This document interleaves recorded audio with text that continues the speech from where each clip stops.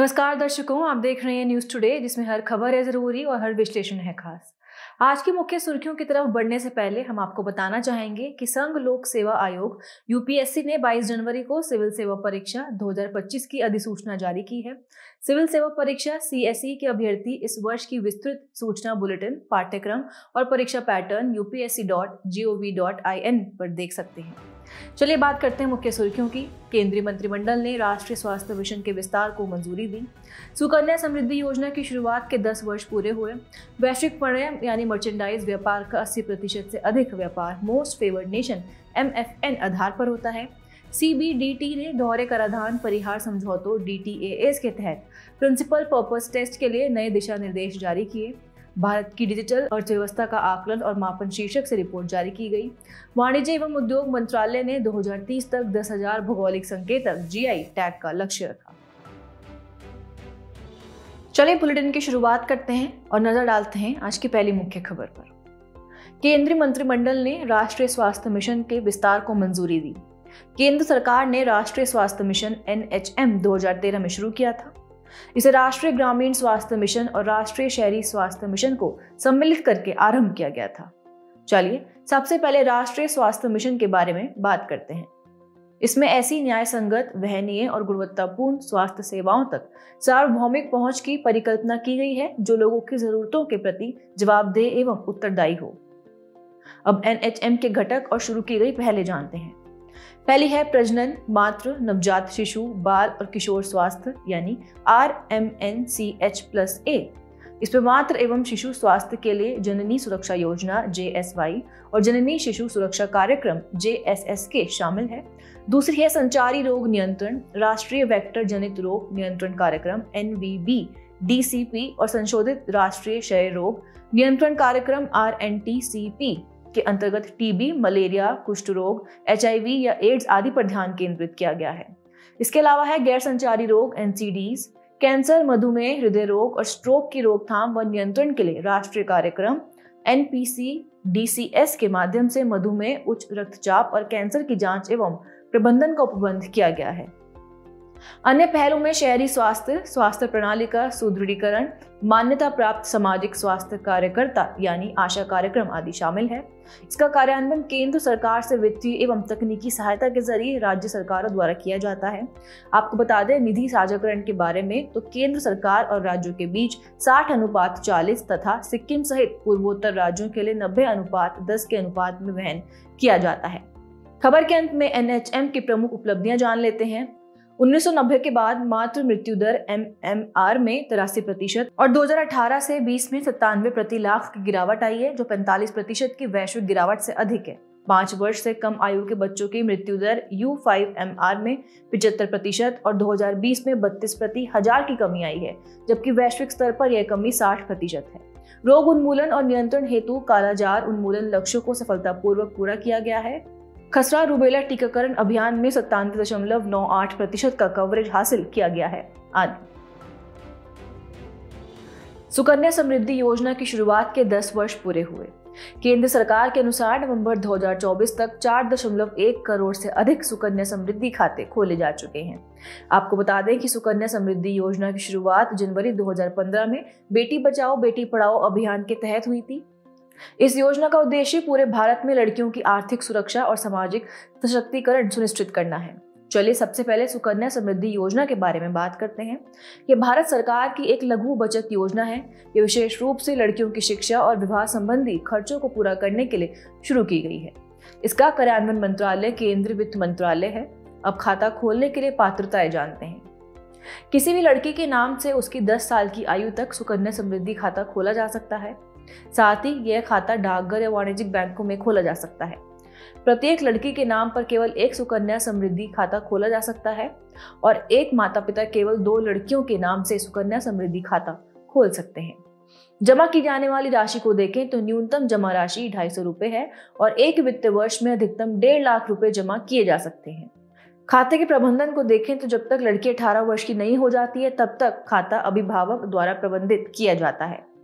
जमा राशि पर देय ब्याज दर वर्तमान में 8.2% है। अब जमा राशि की निकासी को समझें तो उच्चतर शिक्षा के उद्देश्य से 18 वर्ष की आयु में 50% धनराशि निकालने की अनुमति है।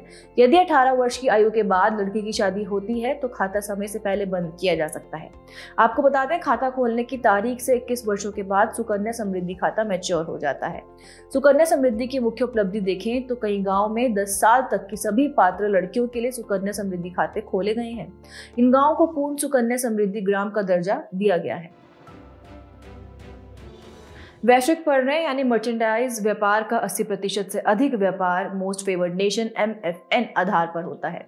विश्व व्यापार संगठन WTO ने इस तथ्य को रेखांकित किया है कि 1990 के दशक के बाद से अधिमान्य व्यापार समझौते PTAs के बढ़ने के बावजूद MFN सिद्धांत ने अपने महत्व को बरकरार रखा है। चलिए सबसे पहले मोस्ट फेवर्ड नेशन के बारे में बात करते हैं। इस सिद्धांत के अनुसार कोई देश सामान्यतः अपने व्यापारिक साझेदारों के बीच भेदभाव नहीं कर सकता। सरल शब्दों में, यदि कोई देश किसी अन्य देश को विशेष लाभ देता है, जैसे कि उसके किसी उत्पाद पर कम सीमा शुल्क दर लगाता है, तो उसे अन्य सभी WTO सदस्यों के लिए भी ऐसा ही प्रावधान करना होगा। यह सिद्धांत मुख्य रूप से general agreement on tariff and trade GATT 1994 के अनुच्छेद 1 में अंतर्निहित है। General agreement on trade in services GATS और बौद्धिक संपदा अधिकारों के व्यापार संबंधी पहलुओं पर समझौते यानी ट्रिप्स में भी MFN को प्राथमिकता दी गई है। अब इसके लिए कार्यान्वयन के तंत्र को देखें तो WTO के सदस्य देश स्वचालित रूप से एक दूसरे को MFN का दर्जा प्रदान करेंगे जब तक कि वे अपने समझौते में या WTO को अधिसूचित प्रतिबद्धताओं की अनुसूची के माध्यम से स्पष्ट रूप से अपवाद नहीं बताते हैं।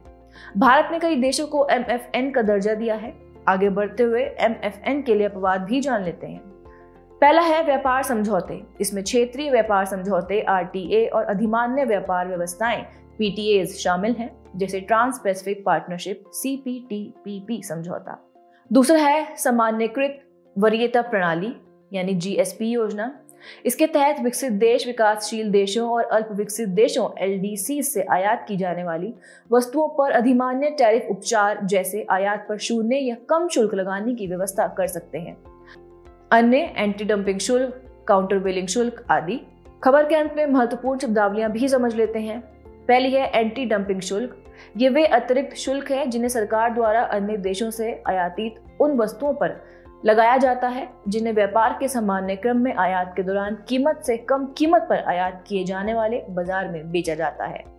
दूसरी है काउंटर वेलिंग शुल्क। ये आयातित वस्तुओं पर लगाए जाने वाले अतिरिक्त शुल्क हैं। ये शुल्क WTO के सदस्य तब लगा सकते हैं जब सब्सिडी वाले आयातों से उनके घरेलू उद्योग को नुकसान पहुंचता हो।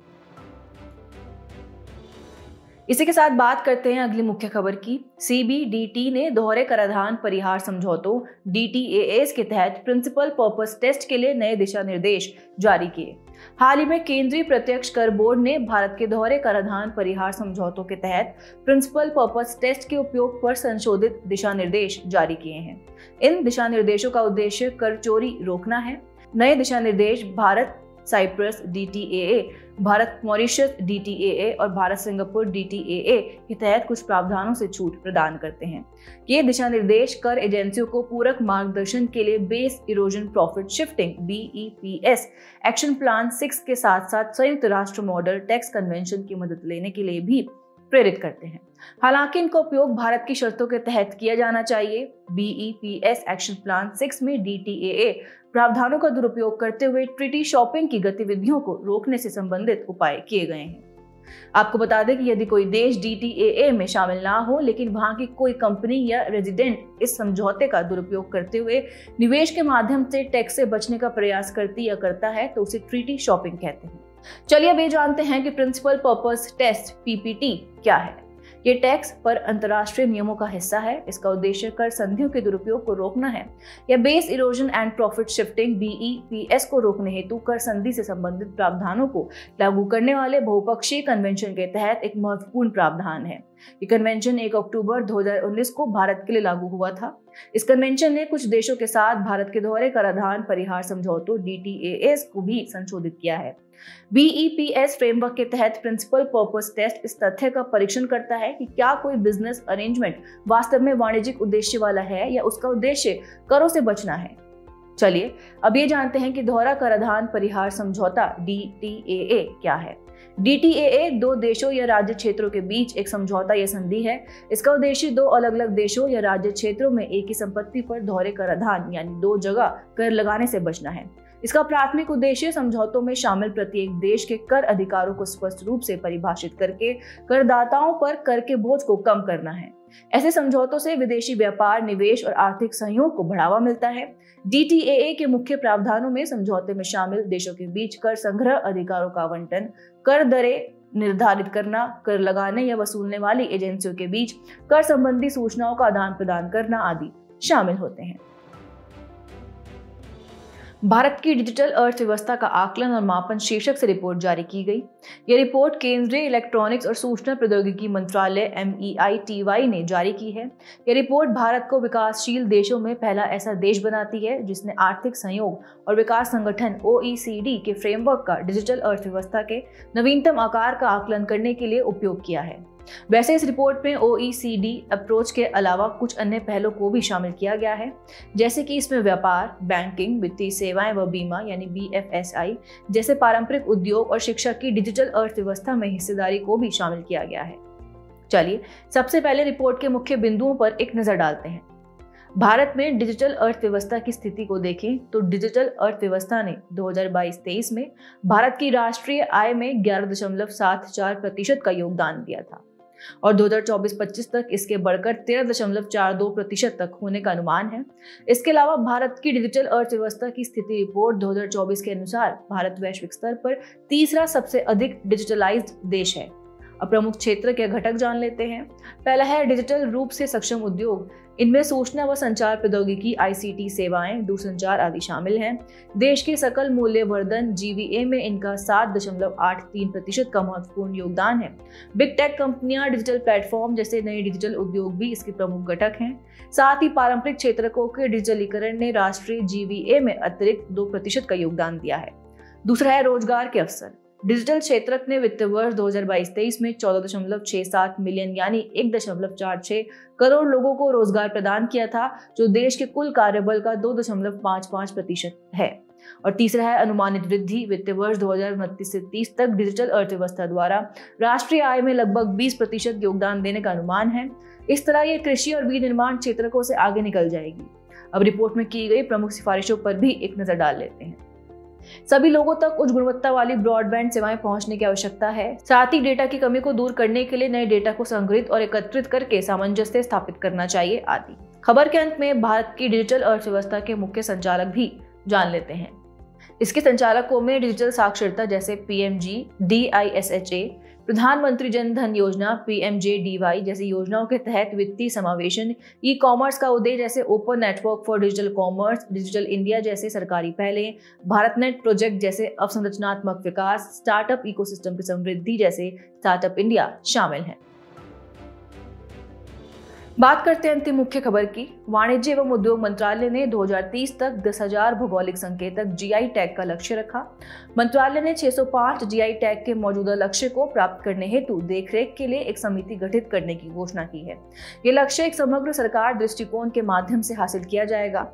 चलिए सबसे पहले भौगोलिक संकेतक GI टैग के बारे में बात करते हैं।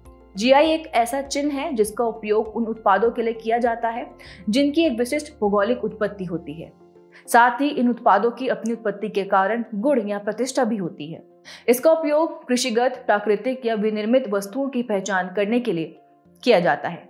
इसकी अवधि 10 वर्ष तक की है और इसे नवीनीकृत भी किया जा सकता है। यह किसी उत्पाद के अनधिकृत उपयोग के खिलाफ कानूनी संरक्षण प्रदान करता है, निर्यात को बढ़ावा देता है, गुणवत्ता और विशिष्टता का आश्वासन देता है आदि। अब इसके विनियमन या मान्यता समझते हैं। वैश्विक विनियमन देखें तो इसे औद्योगिक संपत्ति के संरक्षण के लिए पेरिस कन्वेंशन के तहत बौद्धिक संपदा अधिकार IPRs के रूप में मान्यता दी गई है। ये बौद्धिक संपदा अधिकारों के व्यापार संबंधी पहलू यानी ट्रिप्स समझौते के अंतर्गत भी शामिल है। वहीं भारत में देखें तो ये वस्तुओं के भौगोलिक संकेतक पंजीकरण और संरक्षण अधिनियम 1999 के तहत विनियमित है। इसका पंजीकरण भौगोलिक संकेतक रजिस्ट्रार RGI द्वारा किया जाता है। इसका नोडल विभाग या मंत्रालय वाणिज्य एवं उद्योग मंत्रालय के तहत उद्योग संवर्धन और आंतरिक व्यापार विभाग है। खबर के अंत में भारत में GI के बारे में भी समझ लेते हैं।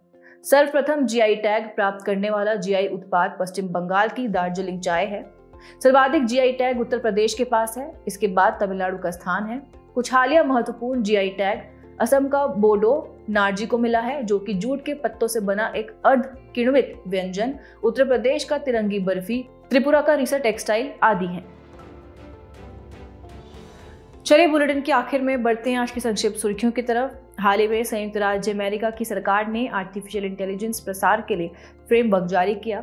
इस फ्रेमवर्क का उद्देश्य वैश्विक आर्टिफिशियल इंटेलिजेंस एआई मार्केट के लिए निर्यात और सुरक्षा नियम लागू करना है। इजरायल और हमास के बीच हालिया युद्ध विराम की शर्तों में फिलाडेल्फिया कॉरिडोर से इजरायल की वापसी का भी प्रावधान है। ये कॉरिडोर भूमध्य सागर से शुरू होकर इजरायल सीमा के साथ कैरम शालोम तक जाता है। किलिंग कर्व रिपोर्ट के अनुसार 2024 में वायुमंडल में कार्बन डाइऑक्साइड CO2 का स्तर रिकॉर्ड स्तर पर पहुंच गया था। इसकी मुख्य वजह जंगलों में लगी आग और इंसानी गतिविधियां थीं। हाल ही में संयुक्त राष्ट्र ने 2025 को अंतर्राष्ट्रीय ग्लेशियर संरक्षण वर्ष के रूप में मनाने की घोषणा की। साथ ही साल 2025 से शुरू होकर प्रत्येक वर्ष 21 मार्च को विश्व ग्लेशियर दिवस के रूप में मनाने का भी निर्णय लिया गया है। संयुक्त राज्य अमेरिका के नामित स्वास्थ्य मंत्री ने अमेरिकी जलापूर्ति में फ्लोराइड मिलाने पर रोक लगाने का सुझाव दिया है। फ्लोराइड जल, मृदा और हवा में प्राकृतिक रूप से पाए जाने वाला खनिज है। कैबिनेट ने कच्चे जूट का न्यूनतम समर्थन मूल्य MSP 6% बढ़ाकर 5,650 रुपए प्रति क्विंटल कर दिया। जूट को भारत के स्वर्णिम रेशे के नाम से भी जाना जाता है। हाल ही में अरुणाचल प्रदेश में 3 दिवसीय कार्यक्रम पंगसो दर्रा अंतर्राष्ट्रीय महोत्सव संपन्न हुआ। इसका नाम म्यांमार के निकटवर्ती गांव पंगसो के नाम पर रखा गया है। केरल ने रियल टाइम में आपदा अलर्ट के लिए केरल चेतावनी संकट और खतरा प्रबंधन प्रणाली कवचम शुरू की। भारत यूरोड्रोन प्रोग्राम में पर्यवेक्षक सदस्य के रूप में शामिल हुआ। यूरोड्रोन या European medium altitude long endurance remotely piloted aircraft system MALERPAS एक ट्विन टर्बोप्रॉप मेल मानव रहित हवाई वाहन है। मन्नान समुदाय के राजा और केरल के एकमात्र आदिवासी राजा रमन राज मन्नान दिल्ली में गणतंत्र दिवस परेड में भाग लेंगे।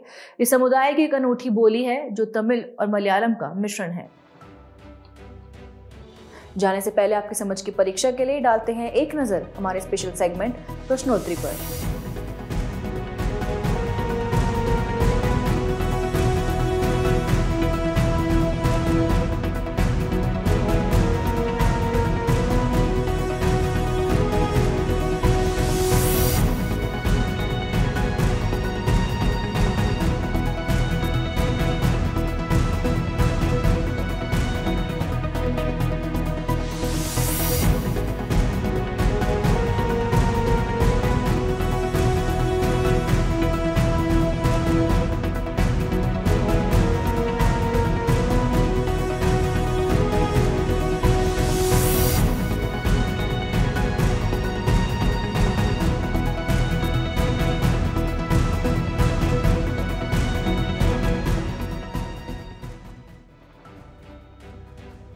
हमसे जुड़ने के लिए आपका धन्यवाद। उम्मीद है न्यूज़ टुडे का यह बुलेटिन आपको पसंद आया होगा।